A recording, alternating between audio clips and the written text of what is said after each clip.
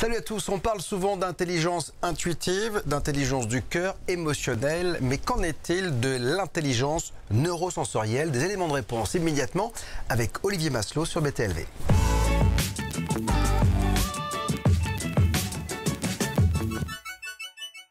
Bonjour Olivier. Bonjour Bob. Ravi de vous accueillir pour cet ouvrage, Les promesses de l'intelligence neurosensorielle, manuel pratique et essentiel pour retrouver votre potentiel naturel de transformation. Un bouquin que vous avez coécrit avec Samy Kalel. Et on va essayer de le découvrir. Avant de rentrer en détail sur ce manuel pratique, on va quand même vous découvrir. Alors, votre vie pleine de péripéties quand même. Vous avez vécu une expérience de mort imminente à 4 ans, une expérience d'éveil à 22, vous êtes formé la PNL à 27 et vous avez une leucémie à 47. Ok, sinon ça va? Sinon ça va. J'ai eu un peu chaud aujourd'hui pour venir. Oui, mais sinon ça va très bien. Oui, sinon ça va très bien. Bon, alors, bien sûr, on dit souvent que toutes ces expériences nourrissent un homme et font ce que vous êtes aujourd'hui. Toutes ces étapes, finalement, de votre vie, elles font ce que vous êtes maintenant. Et surtout, avec le recul, est-ce que vous vous dites que finalement, elles n'ont pas été là par hasard? Ah oui, je suis même ravi d'avoir vécu ce que j'ai vécu. Ouais. Enfin, je veux dire, hasard ou pas, personnellement, je ne crois pas tellement au hasard. Mais destiné, je n'aurais pas non plus rentré là-dedans. Mais oui, en tout cas, c'est arrivé. Ça fait partie du chemin. Voilà, ça fait partie du chemin.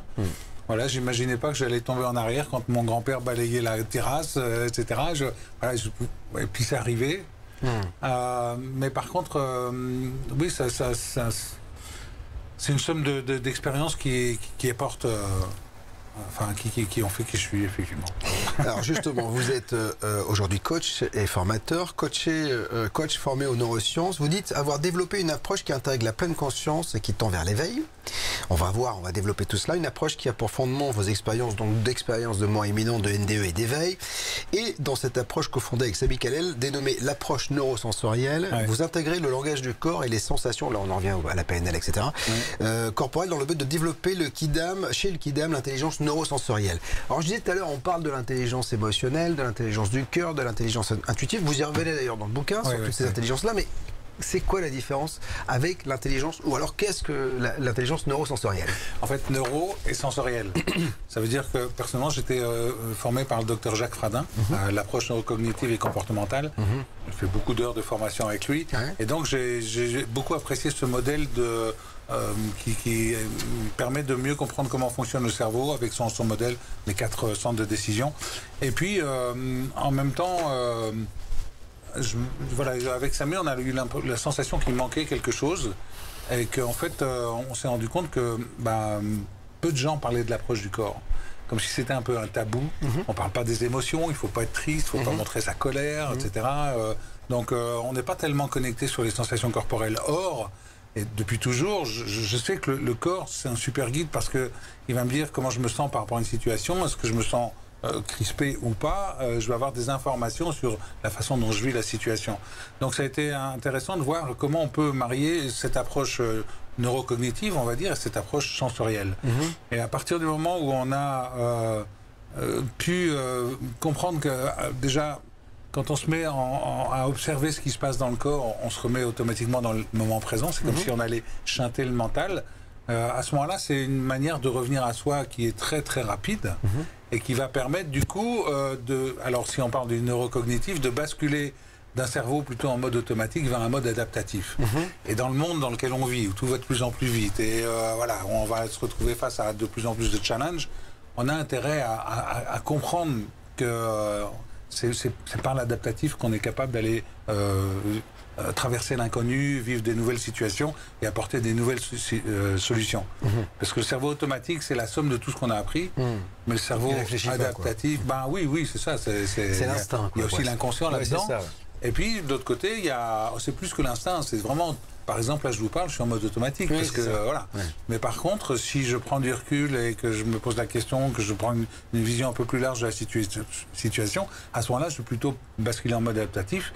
Et là, Fradin parle du préfrontal. Et elle est très importante, cette phase adaptative, parce qu'elle permet de mieux appréhender le monde, d'avoir le discernement, parce que souvent, on est en automatique, on n'a pas de discernement, on fait oups, la boulette, quoi. Oui, exact. Oui, prendre le recul Et puis, ce mode adaptatif, c'est le préfrontal. On entend souvent parler. Le préfrontal va permettre d'apporter justement cette créativité, cette intuition et des solutions nouvelles que le mental n'a pas appris, que l'automatique n'a pas appris. Donc, voilà, face à l'inconnu, face aux peurs, etc., se connecter avec les sensations corporelles et puis vraiment se mettre en mode adaptatif par la façon de penser, la façon de voir les choses, les questions qu'on peut se poser, etc., va permettre de traverser la situation avec beaucoup plus de fluidité. Ouais. Le corps est finalement l'écran du mental, enfin du cerveau. En fait, il transmet, finalement, il nous fait paraître physiquement ce que les pathologies ou les blocages que l'on peut avoir là-haut. Alors, si on va parler de pathologie, médecine, etc., où il y a pas mal de théories qui ont été développées là-dessus, effectivement, qui disent que les on va mettre les mots, MAUX, voilà, sur les mots. Voilà, ouais. C'est ça. Maintenant, le corps va aussi nous dire ce qui se passe au niveau de la pensée, au niveau du psychique. Et donc là, si j'ai envie de savoir comment je me positionne par rapport à une situation, il suffit juste de regarder. Est-ce que je suis contracté? Est-ce que je suis décontracté? Si je suis contracté, c'est que je suis quelque part en mode résistance. Il y a quelque chose qui ne me va pas, il y a quelque chose qui résiste.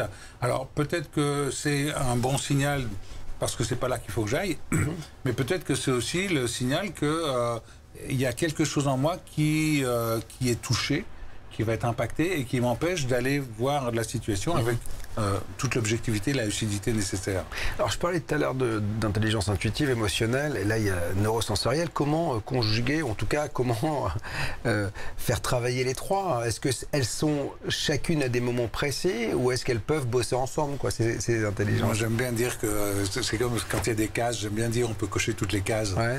C'est-à-dire l'intuition est là, l'intelligence émotionnelle, l'intelligence émotionnelle c'est plutôt mieux comprendre ses émotions et savoir les gérer, mieux comprendre. Mais elle transpire par le corps, ces émotions aussi. Oui. Oui, le corps va nous indiquer, va nous donner plein d'informations.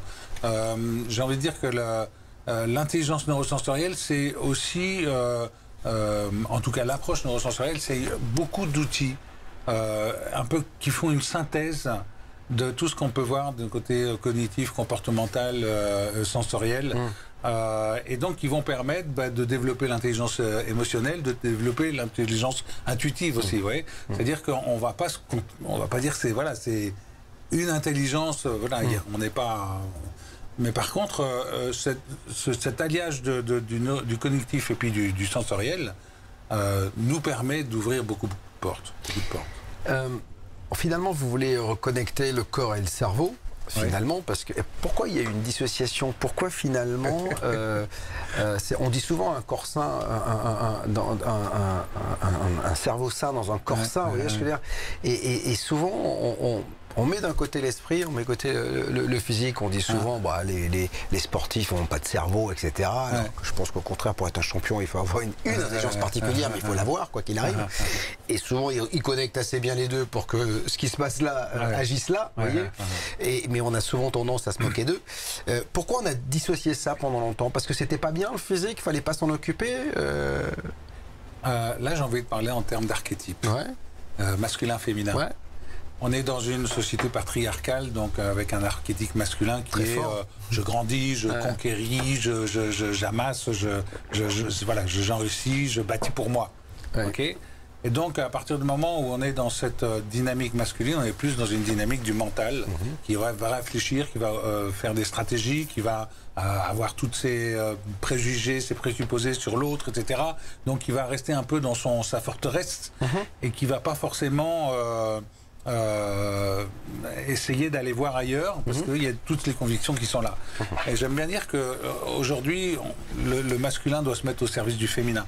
C'est-à-dire qu'au contraire, le féminin, c'est le ressenti, c'est le partage, c'est le contact avec l'autre, c'est cette intelligence émotionnelle, cette intuition qui va être là, parce que justement, je suis plus dans mon focus masculin où je suis persuadé de ce que je fais.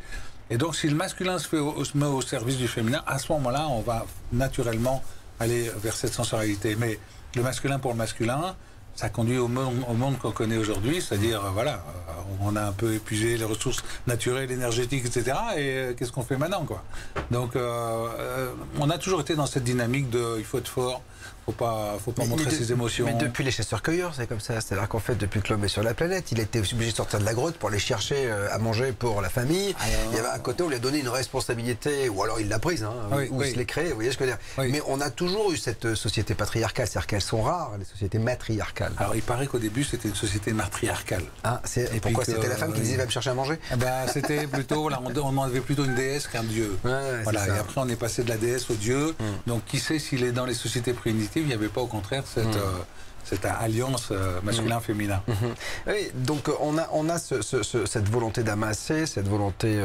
et puis, est-ce qu'on n'intellectualise pas trop, finalement, les choses parce que quand vous parlez, par exemple, d'émotionnel ou d'intuitif, ou même de la neurosensorialité, il faut aussi accepter ce que le corps nous dit, ou ce que l'émotion nous dit, ou ce que l'intuitif nous dit. Oui. C'est très important, et souvent on l'écoute pas. Parce qu'on ne sait pas. Parce qu'on a peur, parce qu'on est désarmé face à ça. Parce qu'on n'a pas été éduqué à ça. On ne parle pas d'émotion. Même une femme, une mère de famille qui est triste et à qui son enfant dit pourquoi tu es triste, maman? Et s'il lui répond non, je ne suis pas triste, tout va bien. Elle est en train j'ai envie de dire, de déformer ça. Oui, elle n'accepte pas son état. Oui, mais surtout lui, le gosse, il va se dire mais je croyais que c'était ça être triste, donc maman elle me dit que c'est pas ça être triste, donc je comprends plus rien. Ouais, c'est ça. Et donc on n'a pas cette éducation à l'émotionnalité.